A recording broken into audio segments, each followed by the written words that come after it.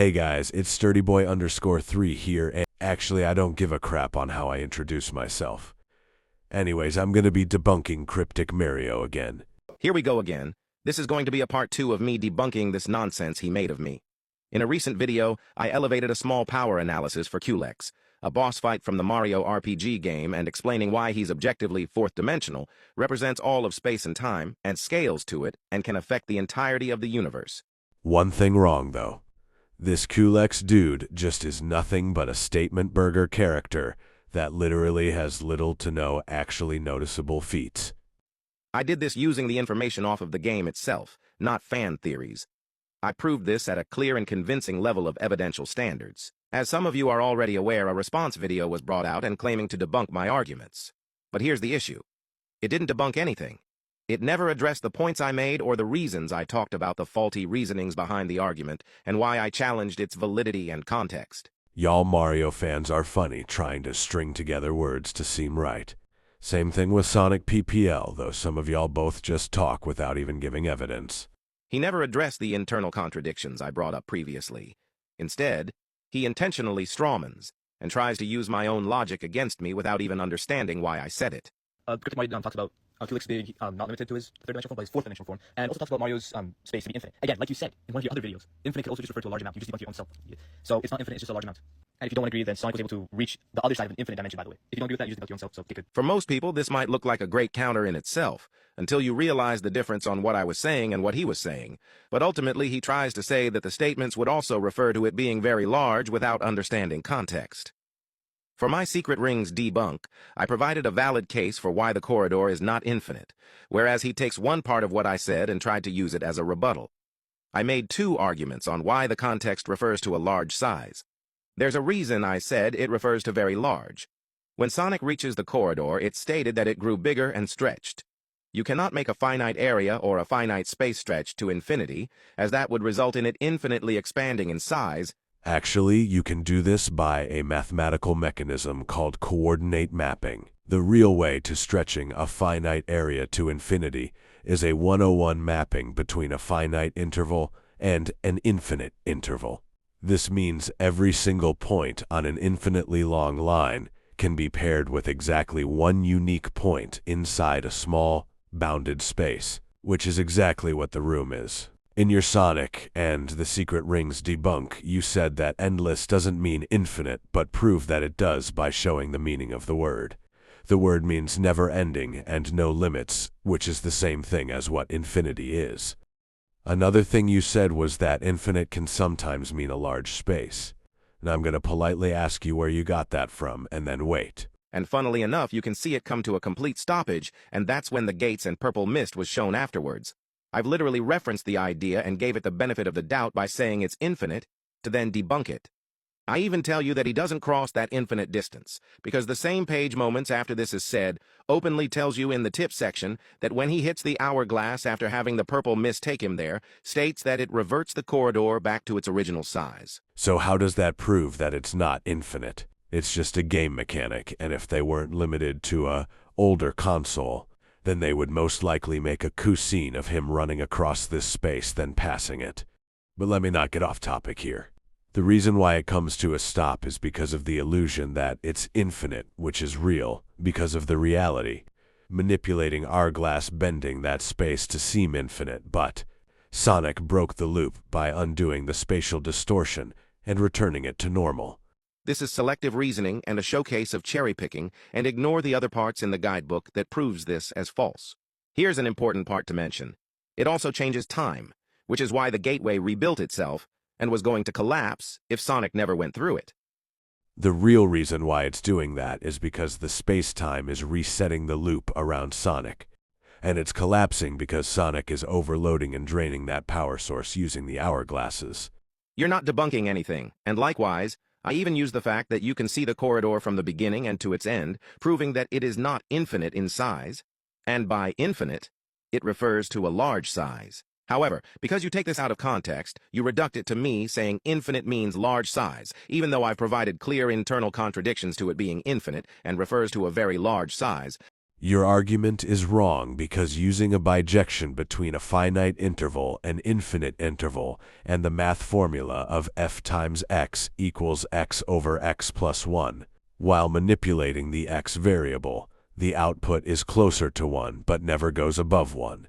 This represents infinity and how you can use it to make an infinite space, by dividing your distance by half of itself and making that your distance within that area. Using hyperbolic geometry, the space gets bigger for moving in any direction outward, basically meaning that every time you're walking, you make smaller steps each time you step away from the center at the outer edge. If you wanted to pass it, you theoretically would need to step infinitely to do so. This matches that exact definition more than true infinite distance. Here's the problem with your comparison. It just doesn't work the same way. Once again, not just the universe but also space-time was directly stated to be infinite and filled with hopes and dreams. It's directly stated that space is not just infinite, but also endless outer reaches of it. Must I also alert you on what endless means when it's synonymous to infinite? This context is used in conjunction to the size of space and time. This is consistent and valid statements with no contradictions to it. Here's the real kicker. When we move over to the original Japanese version, the exact same line is said, and it's still called infinite.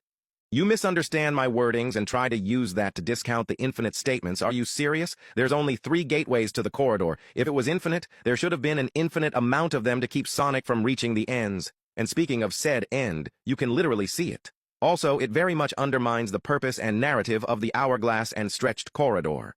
Mario's universe being infinite is basically already canon, and Sonic never had infinite speed.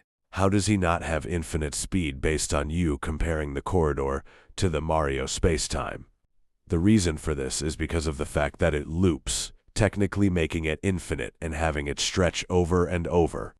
This loop was broken because of the hourglasses being disrupted, and doing that ruined the flow of reality, manipulating energy.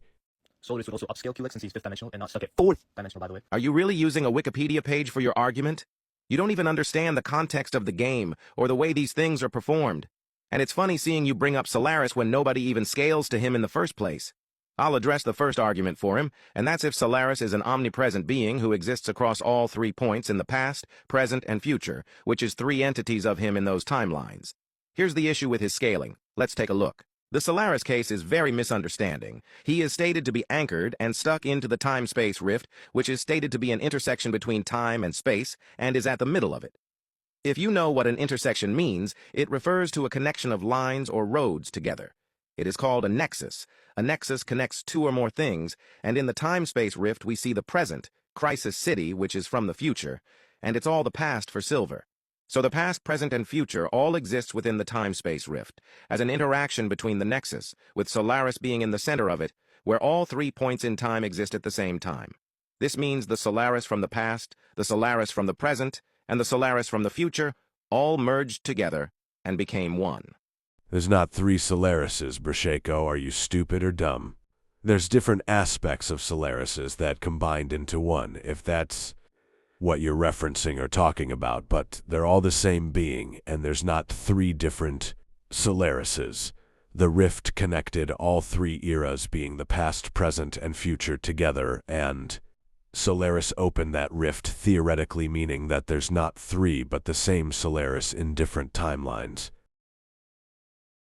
So the hedgehogs fought only one Solaris. No, this means that they fought the same Solaris, just in a different path in the rift.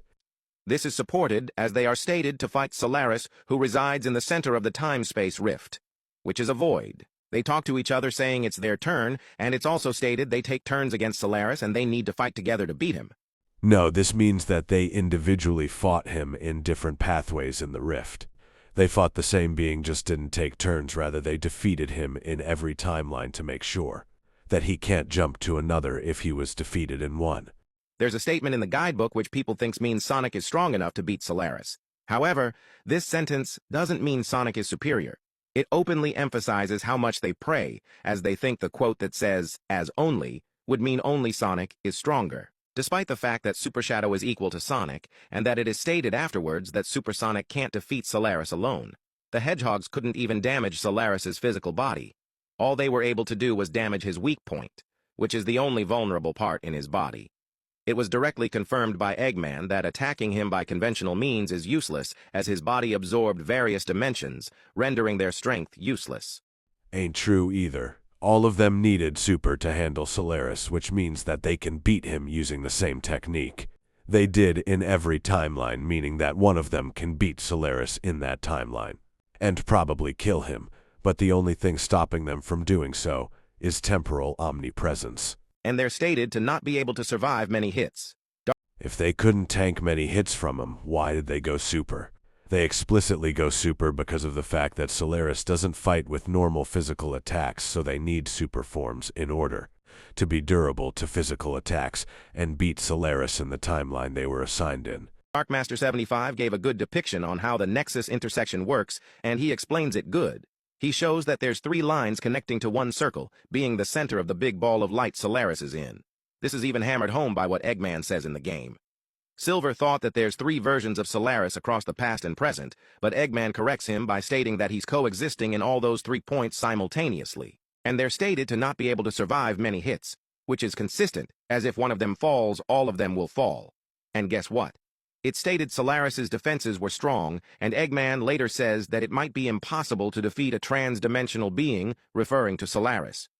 And once he reappeared stronger, the team must attack the core, which is his consciousness, to cause instability in his will and destabilize him. Even in the end, he was never killed. He was aflame and got blew out after time travel, resulting in him being removed from the timeline, proving he's bounded by time. By the way, he failed to mention the fact that they went to the beginning of time to remove him from the timeline. Technically, Solaris isn't bound by time because the beginning of time doesn't mean that he's bound by it in the past. He's just with the timeline. If he's in the past, they would have just gone in the past and ended him before he could do anything in the present and future. But since he exists in all of them, he can't just simply be removed in the past. Let me give an example. If you had 3 pipes of water from the same water pool, then you covered one pipe, the others won't just magically stop flowing. The other pipes will keep flowing with water. The water represents Solaris, and the 3 pipes represent the past, present, and future.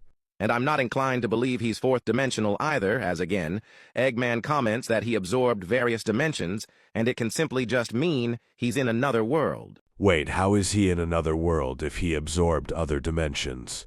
He's above 4D, since being 4D beings treat time as a physical direction, and Solaris absorbs them. He's above 4th dimensional. In fact, he's actually 5D because he can do what 5th dimensional beings can do, which is view and manipulate timelines on a lower dimension scale. Solaris in Phase 1 was stated to only be Universe Buster, while in Phase 2 he was said to be able to destroy time and space. The reason he was going to collapse all timelines wasn't indicative of his strength. It was because all 3 points are connected together, giving him access to destroy them. Also, if there was really 3 Solaris, this creates massive problems. Nothing makes sense. Solaris getting battlefield removed disproves the notion of him being omnipresent entirely. And Sonic fans don't even know what it means. Omnipresence means to exist everywhere at every single point and every single location, and anyone knows that Solaris does not have that.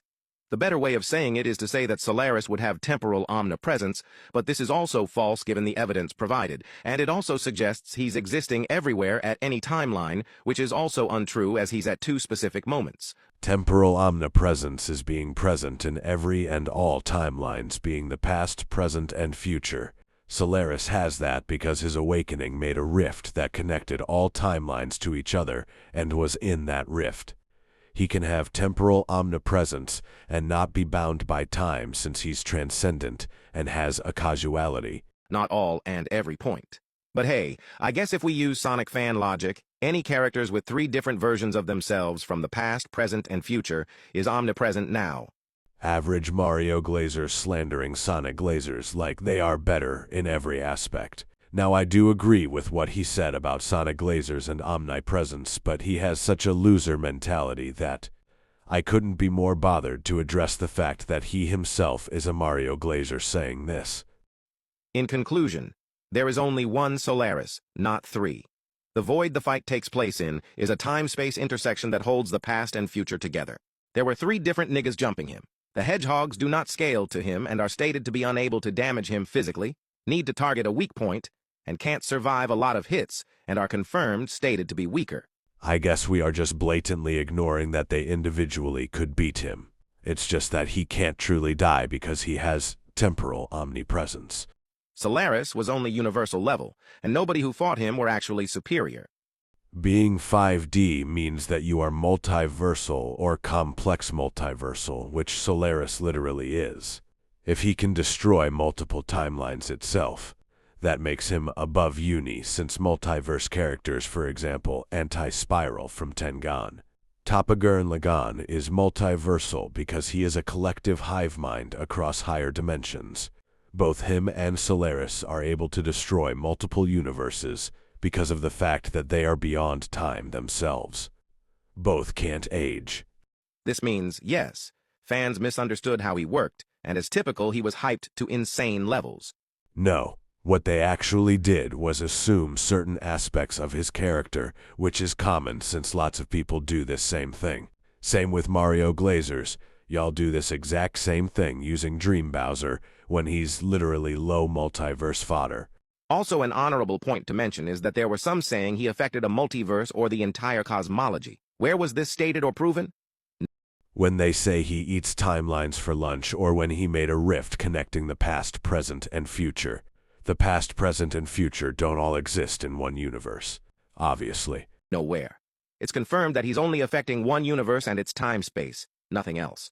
The end is also capable of breaking the 4th wall without any Toon Force essence. Only usually Toon Force characters could break the 4th wall, and except for Deadpool. I don't know if Deadpool has a Toon Force or not, but like usually only Toon Force characters are able to do that, like Goon Mario and like the first version of Archie Sonic. And the end would also have immeasurable strength and immeasurable speed, scaling. Like he scales everyone in the Marioverse. He solos the Marioverse. What you just said, that the end looking like a moon, is the equivalent of saying that Mario is a human, by the way. I hope you know that. Please tell me you're joking. Not only does 4th wall break scale nowhere, and it is just for gag purposes, but Mario-kun has done something similar to this. Also, being the embodiment of death does not scale your strength or speed anywhere. I don't get this argument. Culex is stated to be past, present, future, and matter and antimatter, meaning he represents all of that and seen time from its beginning and to its end, and he would also have timeless existence, and he has superiority over.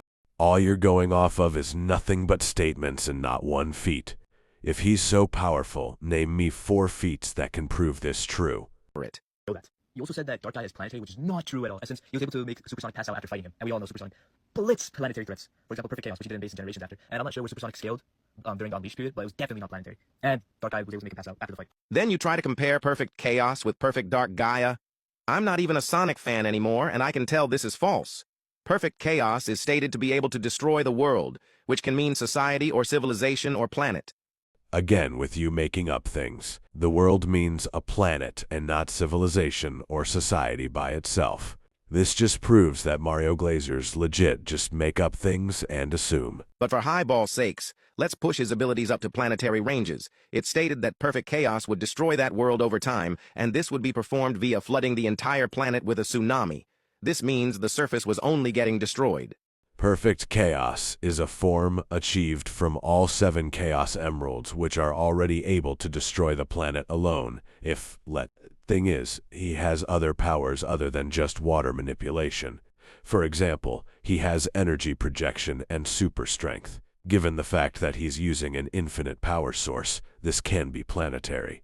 So how would this compare over to Dark Gaia? Not even close. I do agree with this statement, since Dark Gaia is multiversal, since he overpowered an infinite power source being the Chaos. Emeralds granting immense power, able to scale to multiversal. To understand how strong Dark Gaia is, you need to calculate how much energy he used to split the entire planet into 7 continents. At first glance, if you compare the two, Perfect Chaos has the edge. But that's until you apply gravitational binding energy into the equation, and everything would just collapse for Perfect Chaos. The amount of energy he needs to produce to make the Earth look like that is baseline planet level and higher. Reminder that base Dark Gaia needed to rest and mature for millions of years to destroy the planet, which is consistent as his incomplete state, which was growing from the core of the Earth, managed to make the planet look like this. You can calculate the amount of joules for both to come to do what they do, and when you add all the factors in, Dark Gaia is winning and generating higher energy outputs. Super Sonic was never required for Chaos to defeat him, only to help him lay at rest.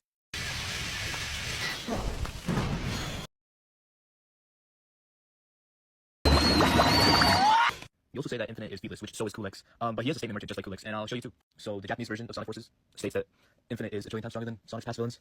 And if you're just trying to say that Eggman's just being cocky, the main thing about Infinite Sonic Forces was that he was supposed to face off somebody who was much more stronger than Sonic's past villains. But since Sonic Forces was a not well-written game, it didn't have much time to develop, I think, and it was only 3 hours long. So the main mission was Infinite being stronger than Sonic's past villains. Infinite is not a trillion times stronger than the past villains. I know what argument you're using, and it doesn't work. This argument is outdated. Take a look at what Eggman actually says. He never said that Infinite is a trillion times stronger. What he really says is that he will repay Sonic the humiliation he received trillion-fold. It doesn't refer to strength. He's just talking about payback. This is a misinterpretation of his wording. Not to mention the many contradictions that will follow if we use this as evidence. Infinite's copies, or illusions, are stated by Shadow to be just as strong as the original. If Sonic gets stronger over 1,000,000 times in the course of minutes, there's no way he would be getting overpowered by his past villains. Bro, they jumped him OFC. He won't be able to beat them all at the same time. Firstly, the villain from Sonic Lost World is literally before this game. Metal Sonic is canonically as strong as Sonic is. Shadow is too, if not stronger, and Chaos is the only one, which I can see why you say this.